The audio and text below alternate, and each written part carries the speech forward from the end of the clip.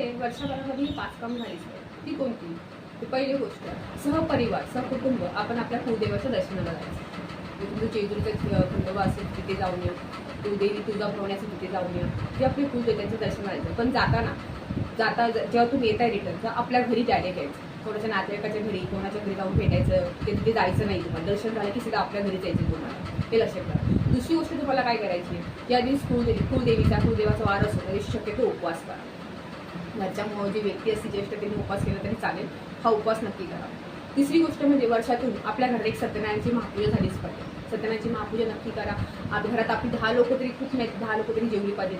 साधं सिंपल तुम्ही जेवण केलं तरी चालेल, डाळ भात भाजी चपाती केली तरी चालेल. काही मोठं पंचपक्वान्न करण्याची गरज नाही, जसं जमेल तसं करा. पण सत्यनारायणची पूजा आपल्या घरात नक्की झाली पाहिजे. चौथं म्हणजे काय, तर तुम्ही जेव्हा कुलदेवीला जातात त्या कुलदेवीची तुम्हाला ओटी वगैरे तुम्हाला प्रॉपर भरायची, तिला तिथे नैवेद्य दाखवायचं, गोडाचा नैवेद्य वगैरे दाखवायचं, ओटी वगैरे तिची भरायची तिथे.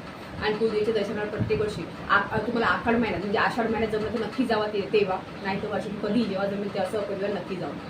पाचवी गोष्ट म्हणजे आपल्या देवघरामध्ये आपल्या कुलदेवताची म्हणजे खंडोबाची मूर्ती किंवा तुळजाभवानीची मूर्ती म्हणजे तुमचे जे कोण कुलदेवत असेल त्यांची मूर्ती किंवा टाक नक्की असावी. टाक नसेल तर मूर्ती असेल किंवा फोटो असावे, हे नक्की असेल. आणि त्यांची पंचोपचार रोज पूजा व्यवस्थित केली पाहिजे. ह्या गोष्टी तुम्ही जर केल्या तुमच्या घरात कधीही कोणत्या अडचणी येणार नाही. तुमची प्रगती, तुमच्या मुलांची प्रगती होत राहील. घरातल्या बोलते ना आपल्या कुलदेवाची सेवा झाली की ते आपल्या कुळाचे रक्षण करतात. त्यामुळे आपल्या घरात त्या गोष्टी झाल्या की आपल्या कुळाचं रक्षणही होतं, निगडीत दूर राहते, घरात सगळ्यांची प्रगती होते. श्री स्वामी.